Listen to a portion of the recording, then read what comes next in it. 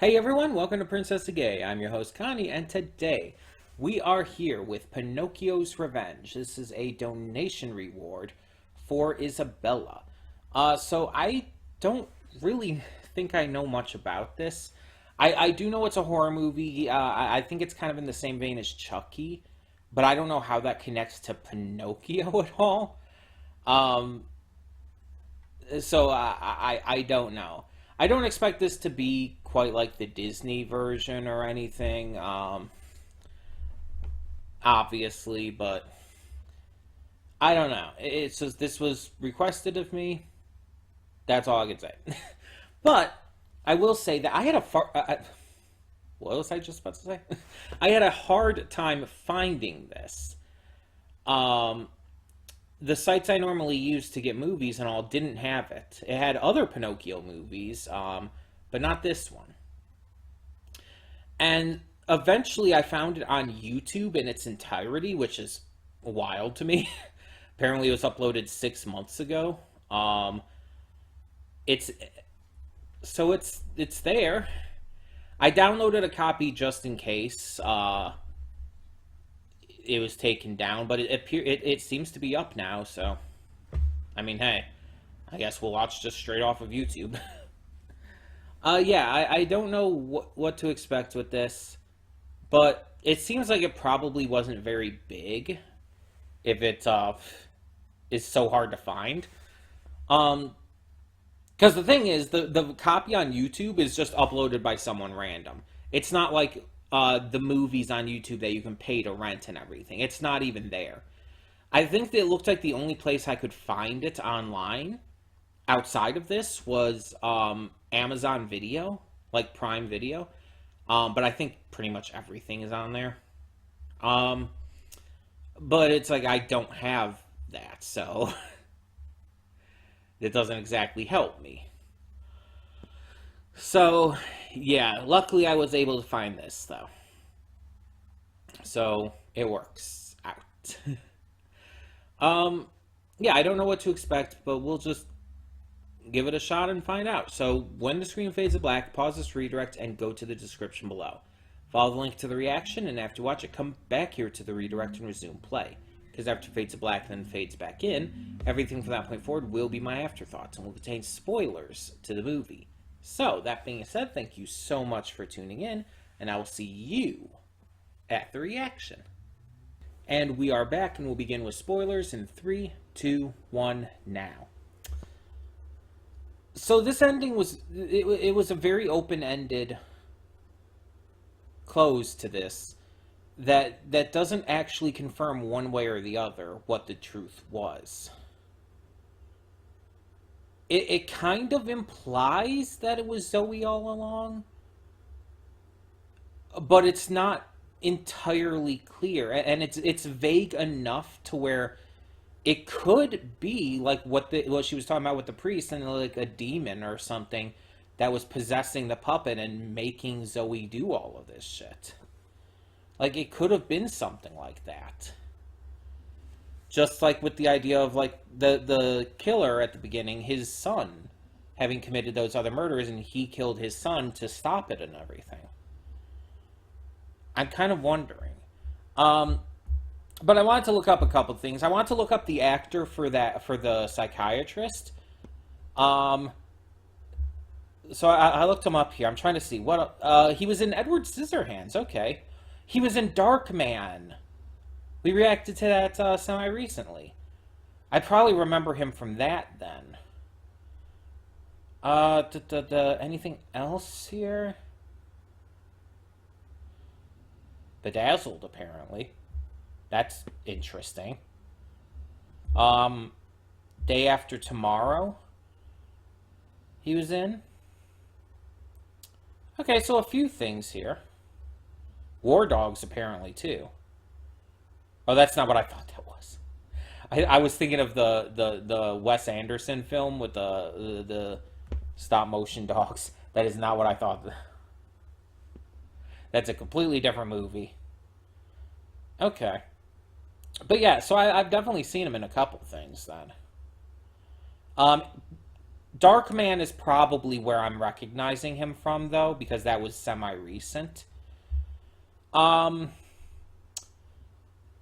but yeah, before I get into reading some reviews, because I have some reviews pulled up here, let's just give my initial thoughts.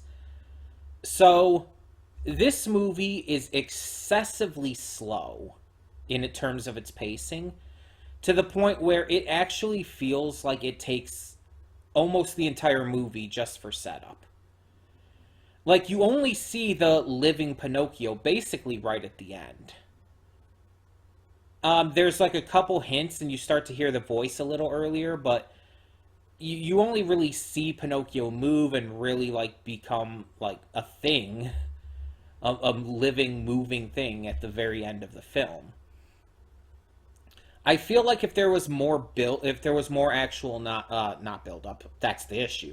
If there was more actual like content with Pinocchio killing people, and being a bigger problem throughout the film and everything, it would have worked a little better in that regard. But because it was so little and so tame, even the kills that we did have were just very tame. And I'm going to get into that in a second. Um, but it just felt like it was mostly set up, and then the payoff just didn't live up to it. There was one moment that actually genuinely spooked me. There was another moment where it's like a school bell rang, and I wasn't expecting it, so I jumped a little. But there was only one moment that actually freaked me out, and that's when the knife went through the door and through her hand. It's like that part freaked me out. Just because, again, I think it was the sound effects they were using, as well as just the ease it went through her hand with.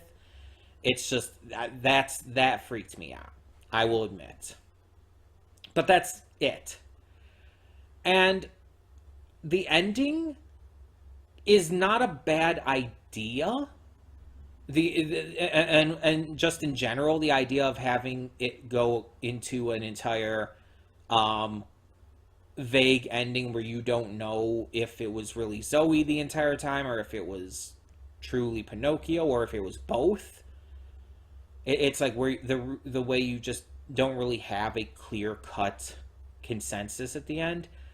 That could have been a great idea. It just, because of the movie being almost entirely build up, it feels wasted. It feels like it just wasn't it didn't deliver enough on the actual concept, and stuck with all setup, while the concept was like the last 10 minutes or so. And speaking of, let's actually get to some of these reviews. So I'm actually reading reviews off of Letterboxd, because I decided I want to do something different and get to a different set of reviews than usual. So instead of like Rotten Tomatoes or anything, I chose to do Letterboxd. So yeah, apparently according to this, it says it's got a 2.0 total. Though I actually don't know how this is scaled. I don't know how the rating system works on here, so. But let's read some of these reviews. So Justin Declue, or Declos, something like that. I apologize if I mispronounced that. Says, if I watch a movie called Pinocchio's Revenge that features a screaming wooden doll with a knife on the cover, I don't want a low-key experience that only brings out the screaming Pinocchio in the last 10 minutes. And then the script walks that back too. Kind of, maybe, unclear. Come on, Kevin Tierney, you directed Night of the Demons, The Cellar, and Witchboard. I don't know what those movies are, but I guess those are good, according to Justin. Your Killer Pinocchio film is rated R. I think it's probably rated R because of the nudity and everything. That's the only thing I can think of. Which seemed to be cut out of the version I had on YouTube. But again, it's the only one I could find since I don't have the Amazon availability, the Amazon Prime service or whatever. Your Killer Pinocchio film is rated R and only has 2 tame murders. Ian West, oh, by the way, Justin gave it 2 stars. I assume out of 5? Ian West gave it 2.5, saying there's so much I want to say about double featuring Roberto Benigni's Pinocchio and Kevin Tenney's Pinocchio's Revenge. Okay, so that's just something you did, I guess, on your own. But I'm mad tired and have to work in like 7 minutes, 3 hours, so I'll have to wait another day. Just says holy shit. Okay, there's no actual um, review there. Belial Carboni gave it 3.5 and says glorious direct-to-video trash. Pinocchio's Revenge is a runaway dumpster fire with a plot that's basically a hybrid of Shocker and Child's Play. I don't know what Shocker is. Vincent Godot, a deadly murderer, is sent to the electric chair. Godot's gotta go. Okay. People think he's dead, but his soul does the old sneaky pee right into the child's Pinocchio. What? What? No, that like, huh? What you got? That's what you got from that? You think Godot's soul went into the puppet? What? There's like no evidence of that.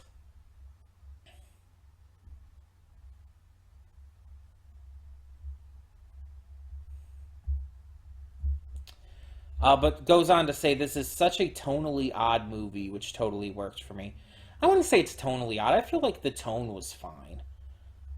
It's just again, it's so slow and it's just all build up. Um, David K79 gave it 3 stars and says way underrated psychological thriller.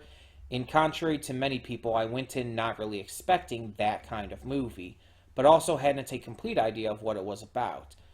Didn't take too long before seeing where it was headed in the end, sort of, but it was a lot more ambiguous than you'd think by seeing the cover. Not the best movie, but a pretty decent TV flick.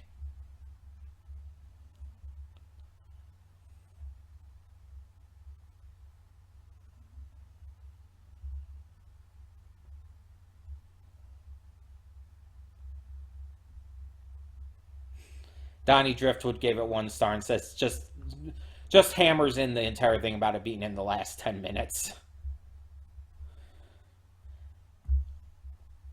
Let me see if I can find any more here, real quick.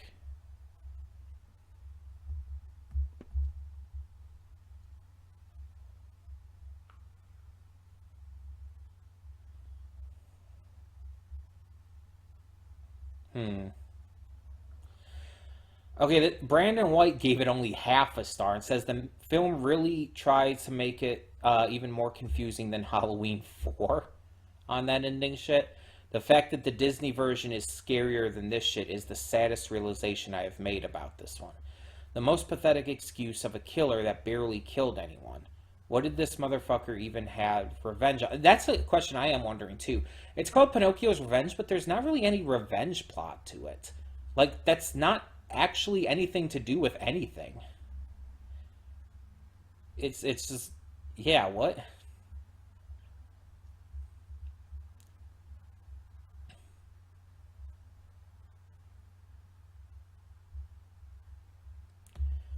Kirk Balopoulos gives it 1 star and says way too slow of a build up. The doll doesn't do a single thing on screen for the first hour 10 of the movie, and even then doesn't do a whole hell of a lot. I like how anytime the doll is supposed to be walking, they film it from minimum 2 city blocks away. Yeah, it's like you never really see much again until the last 10 minutes.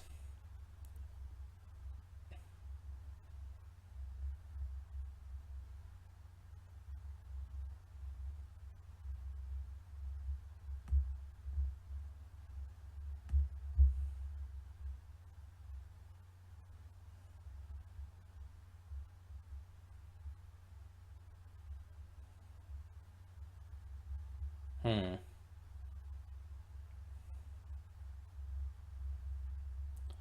Okay, apparently someone named Pogo Clown gave it a 5 out of 5 stars and just doesn't say anything specific, but just says absolutely loved it. Okay, someone has to, I guess. Laura Reardon says everyone wants to be Chucky, no one is. Karamashi says absolutely nothing happens.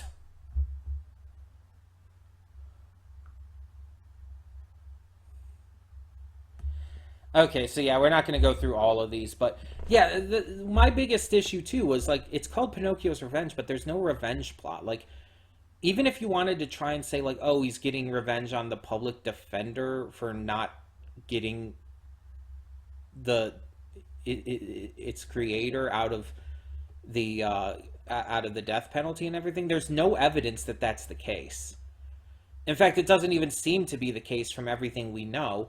And again, it keeps it so vague in the ending on whether or not Pinocchio was actually, being possessed or was, alive or anything. It's like you just don't know. You just have no fucking idea. It's so it's so it's too vague. Let's put it that way. It's too vague. It's trying to be clever and psychological, making you wonder if it's the girl or if it's the puppet and everything. But it's so vague. It's so ambiguous that it doesn't really work. And again, with the slow pacing, the fact that for the vast majority of the film, pretty much nothing happens. It's all build up and not really any like valid payoff. It's like the movie's an hour and a half long. And that one reviewer was right. Like for the first hour 10 of the movie, pretty much nothing happens. Like it's all build up. It's only in those last 20 minutes that anything really gets interesting. And only in the last 10 minutes that you actually see Pinocchio really doing anything. Like, there's only a couple shots of Pinocchio supposedly running from far away, and it's like, again, there's no actual evidence of anything. It's so vague, and it's only from one person's perspective, and it's just like. And again, a lot of the buildup was also a little boring, if I'm being honest. It was just like, it just felt dragged and drawn out. And when the payoff did happen, it didn't feel like it was big enough. And again, for a movie that's supposedly rated R, the kills were like very bland. Like for the gardener, it's like he pushes him down some stairs and he like splits his head open. It's like, okay, that's one thing. That feels like an early movie kill, but only in a movie where you're going to have a bunch of kills. Like something like Scream. Like I could see that in something like that as like the first kill where it's not going to be like something spectacular. It's going to be a weaker kill. But in something like this where you have very few kills, it doesn't work. And then on top of that, he survives that. And then he's actually killed by just unplugging the machine in the hospital. It's so dissatisfying. And then the nanny is killed with a couple of thwacks to the head. It's like, that's a little disappointing. It's a lot disappointing. It's like I said in the reaction, it's like if you hit the head in the right spots and everything, yeah, it can kill you. That is believable. But for a movie, especially a horror movie, that's supposed to be like where the kills are supposed to be a factor in that, it's like that's just kind of boring. That's just kind of weak. And that's it. That's the only kills. And then the girl becomes like comatose in the end after I guess she was thrown through the table. Like, it wasn't Pinocchio at all. And it's like it makes you question what's reality and what's not, but it's too vague to where it just feels kind of like a waste of time, especially when nothing happened for most of the movie. And one of the reviewers was, I feel right, that this was honestly a lot tamer than the actual Disney Pinocchio from the 40s. Like, I'm not talking about the remake, I'm talking about the original animated one, which was actually a lot scarier, a lot more intense, and yeah, it was definitely more of a horror film than this was. This was just like, it felt like it was trying to be child's play, like it was trying to capture on that idea, but it just didn't work. And the connection I made with Megan is funny too, because it's like I wasn't a huge fan of Megan. Um, but Megan's at least more fun with it and entertaining, and you see Megan throughout a lot of the film, most of the film.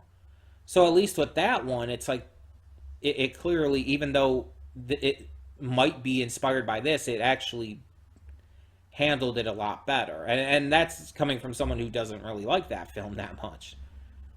Yeah, it's just I feel like this was just the idea was fine, even though it was clearly a Child's Play ripoff. The idea was fine. It just was not executed well.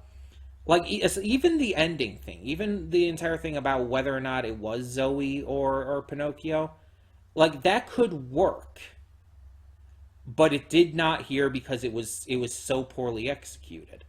Having the vast majority of the film be set up does not work at all.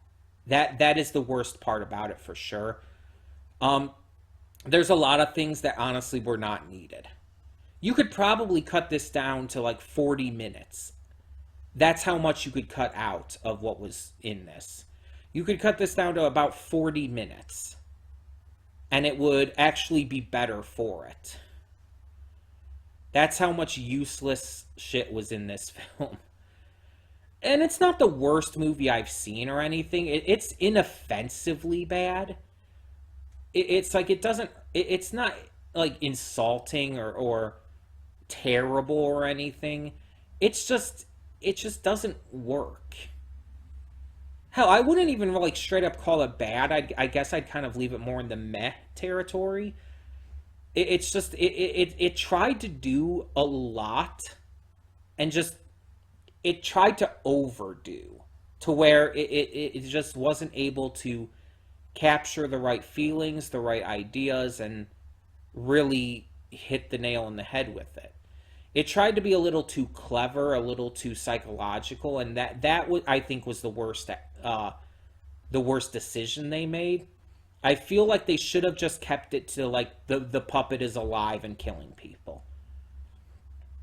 I think that would have been better than trying to have this psychological ending where it's like, oh, maybe it was the puppet, maybe it was Zoe, who knows? It's like I don't think they needed to add that in. Like, could it have worked in certain situations? Yes. But I don't think it was necessary. I think it was just, it was too much. If they took that out and just made it that the puppet was really alive and killing people, it would have still been a huge Chucky ripoff. But at the same time, it would have been a lot better. Like, notably better. Um, and obviously, this is all just my opinion, as always. If you like this movie, that's completely fine. There's nothing wrong with that. If you like it because you just like it, if you like it because you think it's cheesy and that's fun, if you like it because it's a so bad it's good movie to you, no matter what your reasoning is, if you like it, then you like it, and that is always going to be valid, and nothing I can say can or should take that away from you.